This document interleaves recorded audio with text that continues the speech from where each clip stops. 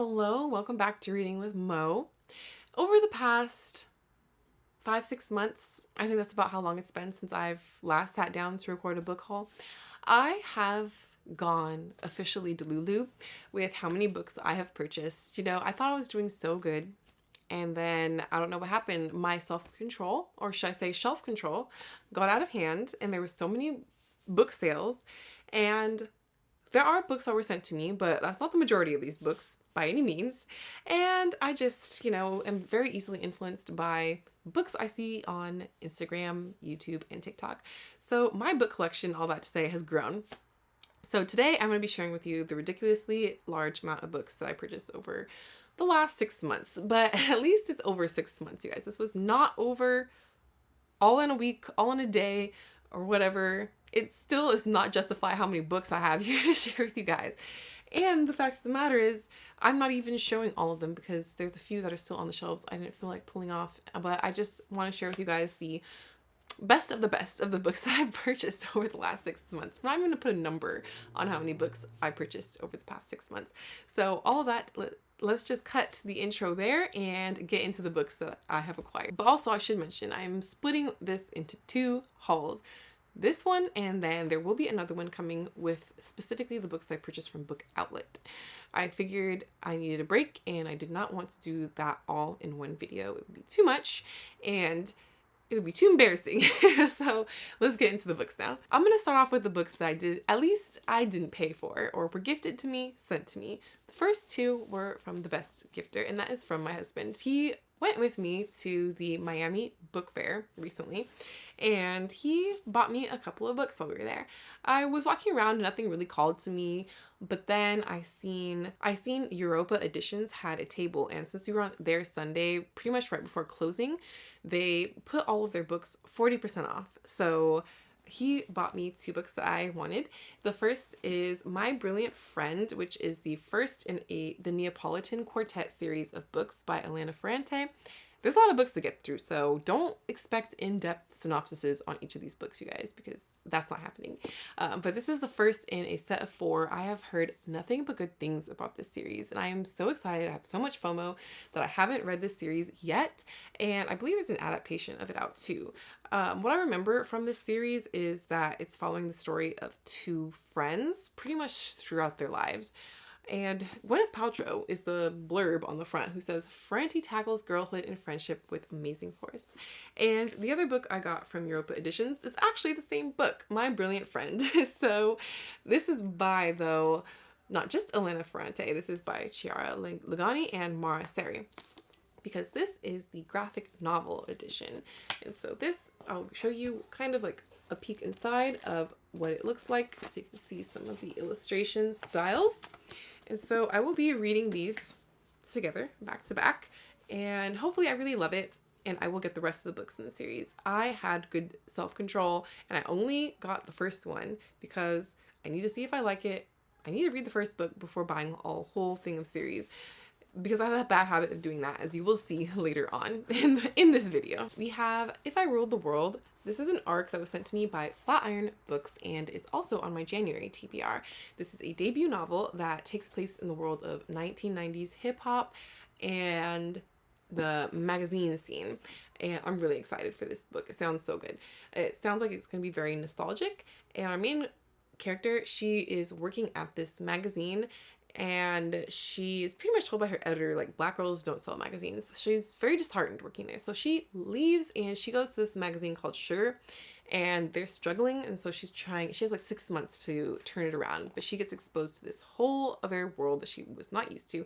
And I'm just very excited for this one. As you can tell, that's why I put this one on my January TBR. I really enjoy Jane Harper's writing. I read The Dry and all the books that came after in that series. And she has this one that's coming out that was sent by Flatiron Books as well.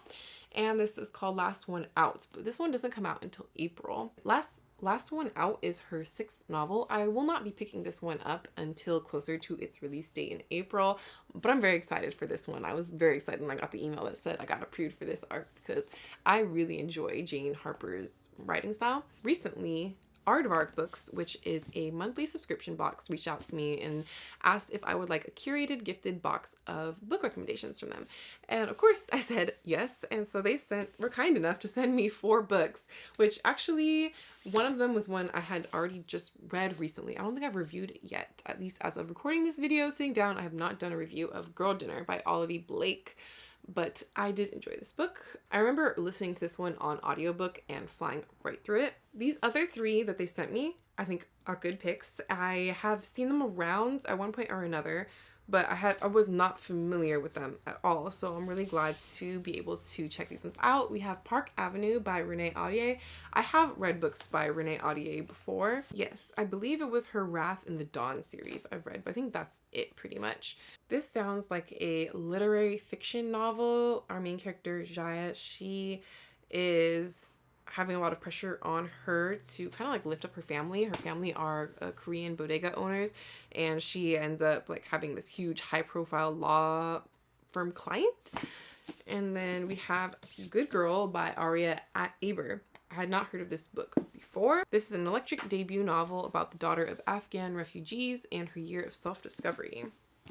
And then we have Moderation by Elaine Castillo. Our main character here in this one has a day job at a social media moderation center. It imagines the future of big tech and its ambitions, but at heart, this bold, inventive novel is a love story, a romance, of repressed longings, class conflicts, and unruly desires.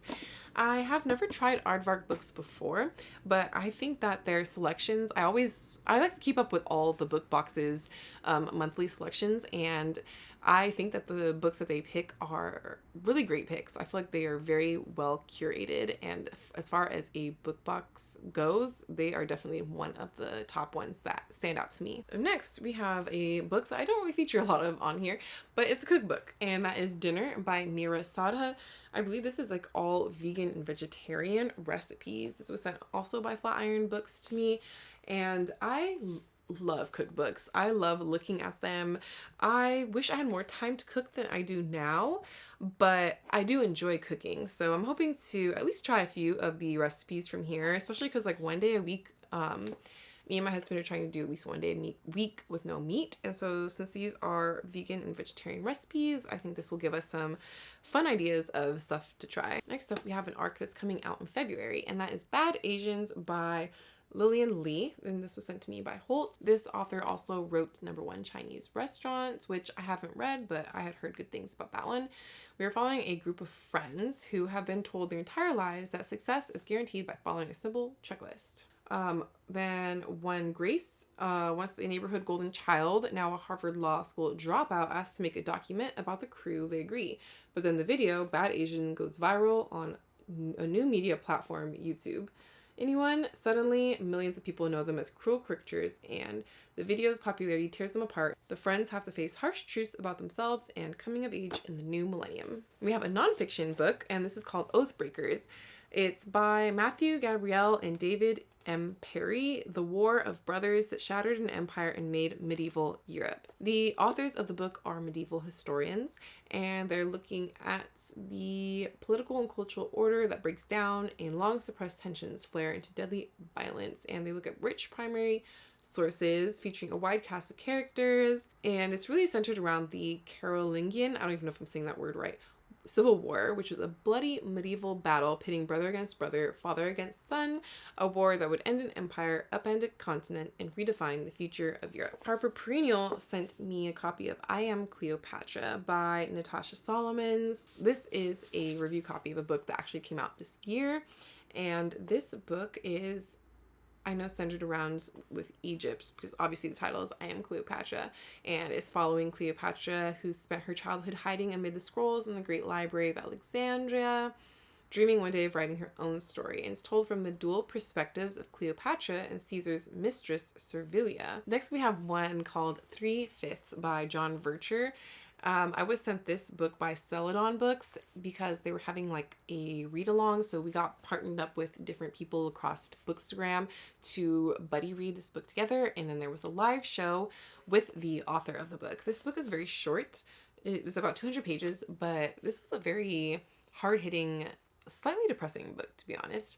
And it takes place in the 90s, and we're following a group of characters that all live in, what city was this? In Pittsburgh. We are following our main character, Bobby, who's 22, and he is white passing.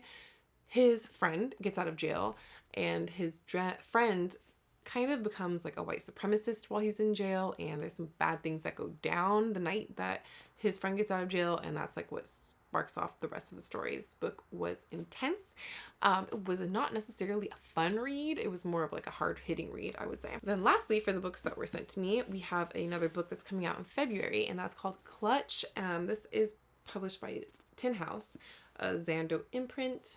And this is by Emily Nemens. It follows a group of 5 women who've been friends for 20 years as they go through the biggest challenges of their lives, asking, when you're hanging on by your fingernails, how can you extend a hand to the ones you love? So those are all the books that were gifted to me, and I'm very grateful for them. I'm very excited to get to them and very honored that anyone would want to send me their books.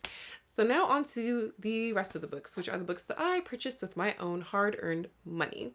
These books are from all various sources, but I will say one thing that they all have in common is these are beautiful books.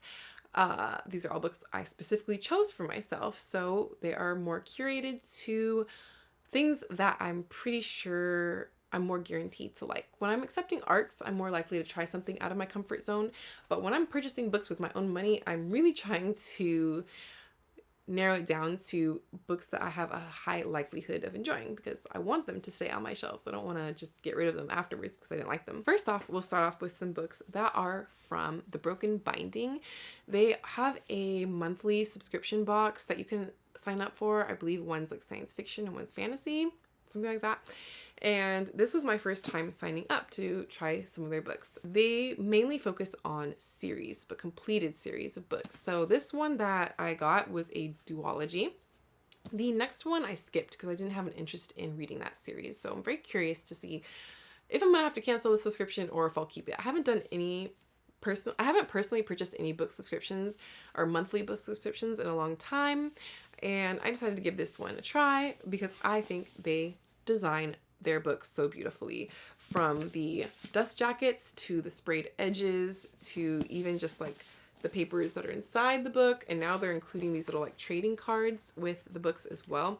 Overall, 10 out of 10 for their book publishing and design. So this book duology is by Nicholas Eames. The first one is Kings of the Wild, and the second one is called Bloody Rose. This is a series about like a group of rugged men who are older, and it's like kind of like a reuniting the gang for a mission because one of their daughters has been needs help or has gone missing, is kidnapped, something like that. I honestly am not trying to read too much into it because I did before I purchased them, but I want to go into these books with a little bit more blind when I go into reading them. When will I read them? I don't know, but I really would like to prioritize these. Maybe in February, I'm thinking. Purchased a book outside of the Broken Binding subscription box, and this is a nonfiction book called The Hollow Crown by Dan Jones. This is their edition of this nonfiction book. I am blanking on the name of the imprint. I think it's like Millennia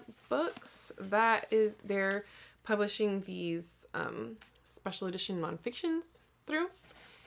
And this is a very beautiful book. This is the underneath the dust jacket, and the dust jacket itself is beautiful. And then these are these sprayed edges. And this book is the history of the War of the Roses and the rise of the Tudors. The next selection of books that I wanted to share with you guys, I am probably the most excited about this selection of books because they are all so beautiful. Most of them are special editions, and I haven't had an opportunity to read any of these yet, but they'll definitely be prioritized for sure in 2026. The first one is a romance story, and it's a very popular one. This is Love in Other Words by Christina Lauren, and we'll just have a moment of appreciation for the beauty that is this book. And then these are the end papers, and underneath the dust jacket is so beautiful. With these books, I'm always torn. I'm like, do I store them with the dust jackets on or off? Because they're beautiful underneath too.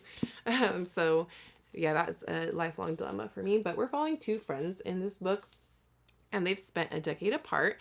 And now we're seeing if they're going to find their way back to each other or not, which I'm assuming they will. It's a romance book, but I will find out for sure when I read this book. But I know a lot of people really enjoyed this book. Oh, I forgot to mention also that this is produced by Lilac Library. Next, we have a book that I purchased through Kickstarter. I have purchased a couple of Kickstarter books before in the past. I think that the algorithm just really knows me and recommends me books that I would be interested in, and is typically right that come from Kickstarter. So this one is a Phantom of the Opera retelling. Okay, I need to give you guys the full effect before I just show you this book, but it's so beautiful. This is the dust jacket, or like the book sleeve for it. Like, this is so beautiful. Of course I had to buy this book, especially because Phantom of the Opera is my favorite movie. And so I wanted to, some point in 2026, I want to do a Phantom of the Opera reading vlog where I read a couple of retellings as long as the original, and then I make my husband watch the musical with me, because he has only seen the play live once and he fell asleep. So I'm going to make sure he gets the full experience of Phantom of the Opera, and he's going to love it just as much as me, okay? So taking the book out of the box here, it comes with this little like artwork of what I'm assuming are the characters. And I didn't mention, but this is a gender flipped version of Phantom of the Opera. So the Phantom is the girl in this book, and yeah, I think that's really cool. To give a different, fresh perspective on the Phantom of the Opera story. These are the sprayed edges. Once again, beautiful. Everything on the inside is beautiful as well. These are the end papers, and then I believe there's like little stuff going on inside the book. It's not just plain pages all the way through. So that was a really cool feature. I'm very excited to read this book. When am I going to do this reading vlog? I don't know. I need to sit down and kind of like plan out what I want to do in 2026, but I just have not had time. But yeah, this reading vlog will definitely happen, but when? I don't know. I'm thinking maybe more in like the fall time, because Phantom of the Opera kind of gives me more of like a colder time of year, although it doesn't really get cold here in Florida like that. Then we have an annotated edition of a classic called The Great Gatsby, which I'm sure you've heard before if you know any classics by F. Scott Fitzgerald. And I haven't read The Great Gatsby in a long time, but I did read The Great Man last year, which was a Great Gatsby retelling. And it kind of made me want to read the book again. And this 100th anniversary deluxe edition came across my radar, and it's annotated. So I thought that would be really cool for the next time that I do end up picking up The Great Gatsby. I will definitely be reading this edition. I think I have another edition on my shelf somewhere as well, but it's not annotated clearly, so I will be reading from this one. What's really cool is there's very large margins on it too, so I could annotate it myself really if I wanted to. Then I have a book called Love Always Hawaii by Junie Lane, which the author is one of my friends, and this is a romance book. I am going to be reading this with my husband. I'm hoping in January, and I'll let you guys know how it goes then. I believe this is the first of a trilogy, and this one takes place, like the title suggests, in Hawaii. Then we have a nonfiction book, Jane Austen's Garden by Molly Williams. This is a botanical tour of the classic novels. I think this is a very interesting take on Jane Austen's books, and so it kind of like goes through different things like hazel, lark, acacia tree, and it teaches you not just about the book itself, but kind of like the context of that, or not, it teaches you like kind of the context of or history of that tree, plant, whatever it is that they're talking about, and also gives context to how it may relate to Jane Austen's life, and also if it's like mentioned in any of her writings or novels. So I think that was very unique, and I'm really looking forward to reading this in July when I take part in Jane Austen July. The last of the special editions we have here before I go into my last stack of books, which are all from Barnes & Noble. This book is so beautiful.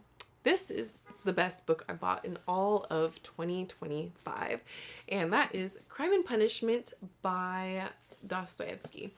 This is the sleeve that it comes in, and then this is the book itself. So the publisher on this book is Beehive Books. I have been eyeing them for a while now, and there was a sale back in October, and I decided to buy one of the books and see for myself how I liked the production quality of these. And I was beyond blown away with how cool these books are designed. First off, look how huge this book is.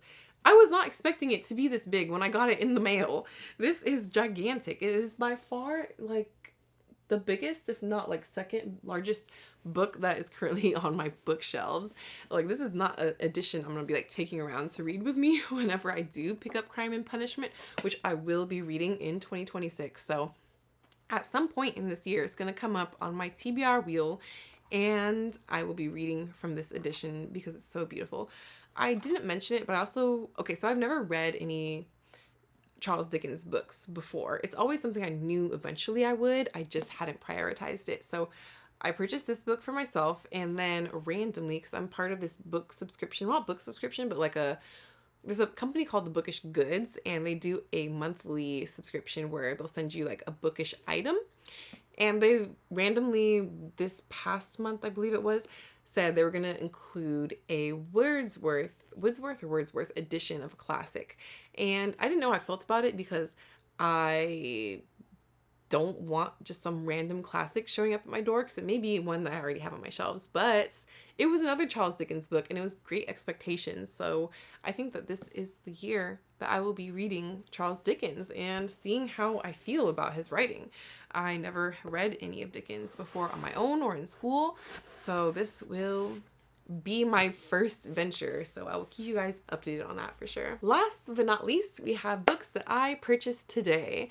So one of the Barnes & Nobles near me, unfortunately, is closing, but fortunately for me, they're having a 50% off sale off of everything. I know right now, like, all the Barnes & Noble are doing 25% off, which to me is just an okay sale. It's not really that exciting. They used to do every year, or at least for a while, it was like 50% off hardcovers, which was a really actually good deal. So this year I wasn't excited, but then one of my friends who also is really into reading sent me that the one in our area is closing 50% off everything. So of course I had to go. And when I say that place was a madhouse, I waited in line for 2 hours. By the time I had been waiting for 40 minutes, I was just like, it's whatever, it is what it is. I have sunken in so much time already. I'm going to stay and see this through. But that was a ridiculous amount of time to wait in line, and never in my life have I waited that long. I felt like I was at Disneyland. It was terrible. But on the bright side, now I have a lot of books that I got for a really good price. So there were 11 books in total that I picked up at Barnes & Noble. The first is a trilogy by Claire North: Ithaca, House of Odysseus, and The Last Song of Penelope. I did what I tell myself I need to not do, which is buy a whole series at once when I have not read the first book. But the sale was just too good that I was just like, I'm going to risk it. I'm going to risk it all because I really want to get these for a good price. And this is a reimagining of different Greek myths by Claire. I don't think I've read any books by Claire North yet, but retellings of Greek mythology are a subgenre of book that I really enjoy, and I have picked up a lot of them. And this one is on the story of Penelope of Ithaca, famed wife of Odysseus, as has never been told before. So I will be picking this up at some point. When exactly, I'm not sure, but I just had to snag them up because this was too good of a deal to pass up. Next up, we have 2 nonfiction books, both by the same author, Mary Beard, that have been on my radar for a while, and now we're leaving the Greek stories to go to Roman. So the books I purchased from Mary Beard are SPQR, A History of Ancient Rome, which, as you can see, is a history of ancient Rome. And then we have Emperor of Rome. This is the story of the emperors who ruled the Roman Empire.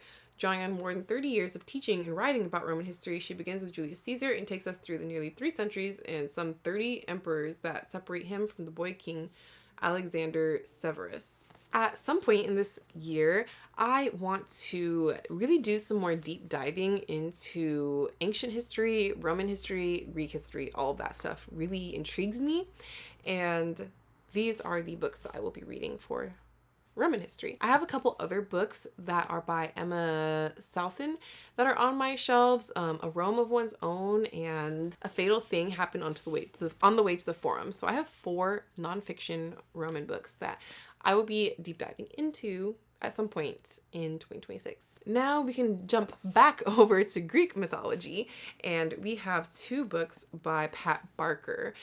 This is book 2 and 3, and I'm not exactly sure what the name of this series is, but it's The Women of Troy and The Voyage Home. The first book in the series is called The Silence of the Girls.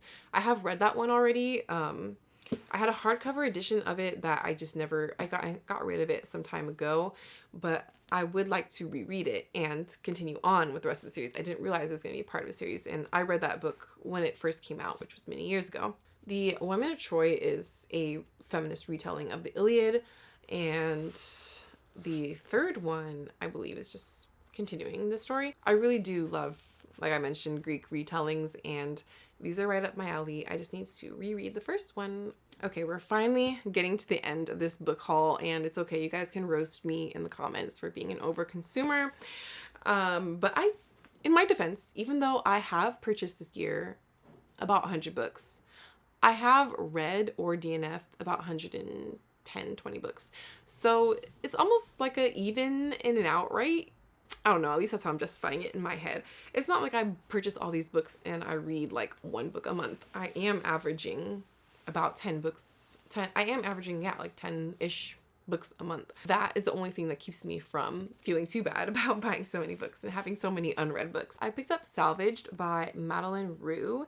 I believe this is a science fiction book, and we're following a woman who's on the run from her famous family, the bioengineering job she's come to hate in her messed up life, and she's run all the way to outer space where she's taken a position pretty much as a space janitor, and she can't really escape though, however far she travels. And on this research vessel, it goes dark with all the crew aboard are thought dead. I randomly came across this book when I was browsing the shelves, and that is Frederick Douglass by Sydney Morrison.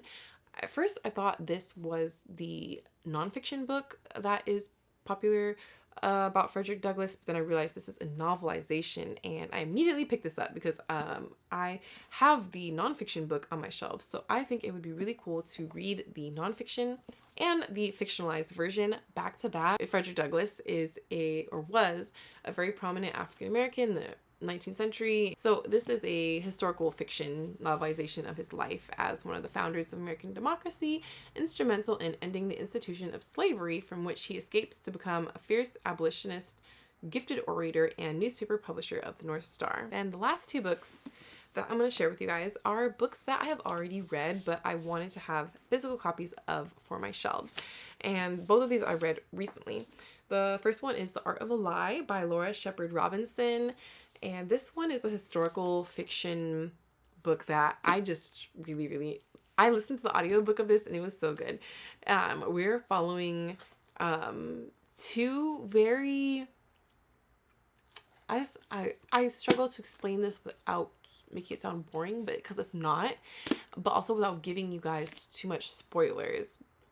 But if you like historical fiction books that have some twists, that have some like mystery, intrigue, but also are kind of like lean a little bit more towards literary fiction, I think this is something that you would enjoy. And then the other one was a nonfiction book, and that's Jane Austen's Bookshelf by Rebecca Romney, a rare book collector's quest to find the women writers who shaped a legend. I can't wait to reread this book. This book was so good, and I feel like there were a lot of book recommendations in here that I would love to read. A lot of these women that influenced Jane Austen's writing, I really enjoyed it, and I feel like the author did a good job of not like self-inserting themselves too much into the story, which I feel like sometimes that can happen with nonfiction books, which isn't necessarily bad. It's just not my personal preference when I'm reading a nonfiction that is more so about something in history. That's not memoir. Like, this is about Jane Austen, and the focus is on the women who helped shape her writing. So those are all the books that I wanted to share with you guys that I purchased over the past 6 months, or should I say the majority? It's not all of them, but that was the majority of them for sure. There's a few that I didn't get to that are on my shelves, plus the books I purchased from Book Outlet, which will be coming in a separate video.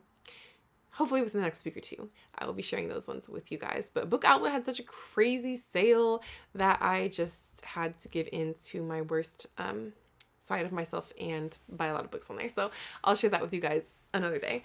But thanks for watching. If you made it this far, I'm sure this is a very long book haul video. And let me know which of these books that you think I should prioritize first in 2026. So that's it for today. Don't forget to like, comment, subscribe, and I'll see you guys in the next one. Bye!